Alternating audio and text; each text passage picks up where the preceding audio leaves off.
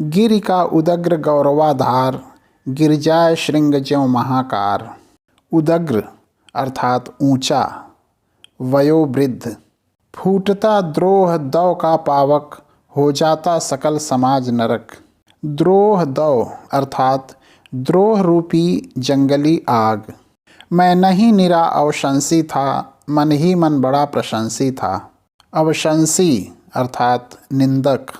धर्मज्ञ धीर पावन चरित्र, दीनों दलितों के विहित मित्र।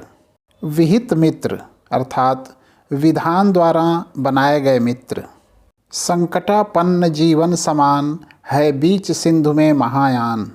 अर्थात विपत्तियों से घिरे मनुष्य के जीवन जैसा ही कौरवों का जहाज समुद्र के बीच है। करने दीजिए स्वव्रत पालन, अपने महान प्रतिभट से रण। स्वव्रत अर्जुन से युद्ध ही कर्ण का व्रत था। भगवान शमित विष तूर्ण करें। तूर्ण का अर्थ है शीघ्र। पाकर प्रसन्न आलोक नया, कौरव सेना का शोक गया। प्रसन्न अर्थात उन्मुक्त, खुला हुआ। सागर सा गर्जित क्षुभित घोर, विकराल दंडधर सा कठोर। दंडधर का अर्थ है यम। या चक्रवात में यथा कीर्ण, उड़ने लगते पत्ते विशीर्ण। कीर्ण अर्थात बिखरे हुए, विशीर्ण अर्थात सूखे। जूझने लगे कौन्तेय कर्ण, ज्यों लड़ें परस्पर दो सुपर्ण। सुपर्ण अर्थात बड़े शिकारी पक्षी, गरुण। एक ही वृंत के दो कुंमल, एक ही कुक्ष के दो कुमार। कुंमल अर्थात अधखिली कली।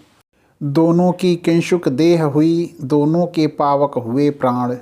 किंशुक अर्थात खिले पलाश सी लाल। बह चली मनुज के शोणित की, धारा पशुओं के पग धोकर। अर्थात मनुष्य रक्त पशुओं के पांव धोने लगा, मनुष्यता का अनादर हुआ। क्या कहें धर्म पर कौन रहा, या उसके कौन विरुद्ध चला। अर्थात धारणा यह है कि महाभारत में अन्याय केवल कौरवों ने किया। यहाँ संकेत है कि अन्याय दोनों ने किया। पर हाय युद्ध अंतक स्वरूप, अंतक साही दारुण कठोर। देखता नहीं ज्यायान युवा, देखता नहीं बालक किशोर। अंतक का अर्थ है यम। ज्यायान का अर्थ है बहुत बूढ़ा, जिसकी कमर झुकी हो। तब कहते हैं अर्जुन के हित, हो गया प्रकृति क्रम विपर्यस्त। विपर्यस्त का अर्थ है कुछ का कुछ। सिर कटा जयद्रथ का, मस्तक निर्दोष पिता का चूर्ण हुआ। अर्थात जयद्रथ के पिता को शंकर से वरदान मिला था कि जिसके द्वारा जयद्रथ का मस्तक पृथ्वी पर गिरे, उसके मस्तक के 100 टुकड़े हो जाएं। भगवान श्री कृष्ण को यह ज्ञात था। जिस समय अर्जुन ने जयद्रथ का वध किया, उस समय उसका पिता कुरुक्षेत्र से दूर तप कर रहा था। अर्जुन ने जयद्रथ का मस्तक इस प्रकार उड़ा दिया कि वह उसके पिता की गोद में जा गिरा। जयद्रथ का पिता स्वभावतः घबराकर खड़ा हो गया। जयद्रथ का मस्तक उसके पिता की गोद से भूमि पर गिरा, अतः बेचारे तपस्वी के मस्तक के 100 टुकड़े हो गए। हाँ, यह भी हुआ कि सात्यकी से जब निपट रहा था भूरिश्रवा, पार्थ ने काट ली अनाहूत शर से उसकी दाहिनी भुजा। और भूरिश्रवा अनशन करके जब बैठ गया लेकर मुनिव्रत, सात्यकी ने मस्तक काट लिया जब था वह निश्चित योग निरत। अर्थात भूरिश्रवा सात्यकी को पछाड़कर उसकी छाती पर चढ़ बैठे कि भगवान कृष्ण ने अर्जुन को इशारा किया, अर्जुन तुम्हारा शिष्य अब मरने वाला है। अर्जुन ने तुरंत बाण से भूरिश्रवा की बाँह काट डाली। इस अन्याय के विरोध में भूरिश्रवा शस्त्र तज कर तपस्यार्थ बैठ गए। तभी सात्यकी ने धर्माधर्म का विचार किए बिना भूरिश्रवा की गर्दन काट ली। मुनि व्रत का अर्थ है तपस्या। है वृथा धर्म का किसी समय, करना विग्रह के साथ ग्रथन। विग्रह अर्थात शत्रु का राज्य लूटकर या जलाकर नष्ट कर देने वाला युद्ध। ग्रथन का अर्थ है गूंथना, जोड़ मिलाना। जीवन के परम ध्येय सुख को सारा समाज अपनाता है, देखना यही है कौन वहाँ तक किस प्रकार से जाता है। अर्थात जीवन का सबसे बड़ा लक्ष्य सुख है। सुख की प्राप्ति अधर्म से भी हो सकती है, किंतु अधर्म त्याज्य है। धर्म में प्रधानता सुख की नहीं, साधन की है। वह नहीं किसी भी प्रधन कर्म, हिंसा, विग्रह या रण में है। प्रधन का अर्थ है विनाश। तब भी जो नर चाहते धर्म, समझे मनुष्य संहारों को, गूंथना चाहते वे फूलों के साथ तप्त अंगारों को। अर्थात जैन महात्माओं, बुद्ध, ईसा और गांधी की शिक्षा के अनुसार युद्ध सदा निंदनीय है। यह मनुष्य का नहीं, पशु का स्वभाव है। अतएव मनुष्य को चाहिए कि अपने विवाद का हल वह शांतिमय उपायों से निकाले। दूसरी विचारधारा के अनुसार अच्छे उद्देश्य की प्राप्ति यदि शांति से संभव न हो तो युद्ध अनिवार्य है। प्रस्तुत पंक्तियों का भाव यह है कि युद्ध किसी भी अवस्था में धर्म नहीं है। धर्म फूल है और युद्ध अंगार, दोनों को एक ही माला में गूंथना संभव नहीं।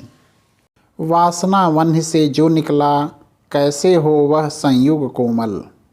अर्थात युद्ध की स्थिति अतृप्त वासना की अधीरता के कारण आती है, जो एक ज्वाला है।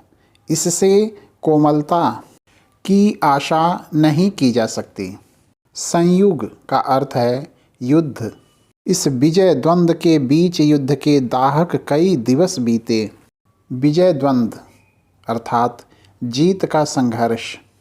करता क्यों नहीं प्रकट होकर अपने विकराल प्रतिभट से रण। प्रतिभट का अर्थ है प्रतियोगी वीर। सबके समक्ष द्वैरथ रण की मैं उसे चुनौती देता हूँ। द्वैरथ रण अर्थात केवल दो रथियों का युद्ध।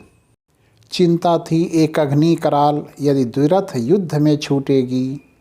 एक अग्नि इंद्र से प्राप्त अस्त्र, जो एक ही व्यक्ति का हनन कर लौट जाने वाला था। एक अग्नि हव्य के लिए घटोत्कच का हरि ने आह्वान किया। एक अग्नि हव्य अर्थात एक अग्नि का शिकार। घटोत्कच हिडिंबा नामक एक राक्षसी से उत्पन्न भीम का भयानक वीर पुत्र। कूदा रण में त्यों महाघोर, गर्जन कर दानव कीमाकार। कीमाकार का अर्थ है अद्भुत और भयानक आकार वाला। कौरवी अनी भयभीत हुई, धीरज उसका छूटने लगा। अनी अर्थात सेना। है कथा दानवों के कर में थे बहुत बहुत साधन कठोर, कुछ ऐसे भी जिन पर मनुष्य का चल पाता था नहीं जोर। अर्थात राक्षस माया युद्ध करते थे। अनेक हो जाना, अंधकार फैला देना, अस्थि और रक्त बरसा देना आदि इसी माया के खेल थे। घटोत्कच रात में युद्ध करने आया था और रात में राक्षसों का बल बढ़ जाता है। लेकिन अजस्र शर वृष्टि निरत, अनवरत युद्धरत धीर कर्ण। अजस्र शर वृष्टि निरत अर्थात लगातार बाण बरसाने में संलग्न। मन ही मन था हो रहा स्वयं इस रण से कुछ विस्मित विवर्ण। विवर्ण अर्थात फीका पड़ा हुआ। सुन सहम उठा राधेय, मित्र की ओर फेर निज चकित नयन। अर्थात कर्ण एक अग्नि अर्जुन हनन के लिए जुगाया था। दुर्योधन ने घटोत्कच पर ही इसे व्यय कराना चाहा। इससे कर्ण स्तंभित रह गया। वह काल सर्पिणी की जिह्वा, वह अटल मृत्यु की सगी स्वसा। स्वसा अर्थात बहन। घातकता की वाहिनी शक्ति, यम की प्रचंड वह अनल रसा। घातकता अर्थात मृत्यु, अनल रसा आग सी मजा चखा देने वाली निश्चित नाशक। क्या हुई बात क्या देख हुए केशव इस तरह विगत संशय। अर्थात कृष्ण को संशय था कि कर्ण अर्जुन पर एक अग्नि चला बैठा तो अर्जुन की रक्षा कैसे होगी। अब वह संशय जाता रहा। निजवाहिनी को प्रीत कर वलयित गहन गुंजार से। प्रीत अर्थात प्रसन्न, वलयित घिरा हुआ। जय घोष की झंकार से आगे कहीं सोया हुआ, अर्थात विजय से निराश मन से उस जगह पहुंचा हुआ जहां विजय नहीं कोई और चिंता थी। हारी हुई पांडव चमू में हंस रहे भगवान थे। चमू अर्थात सेना।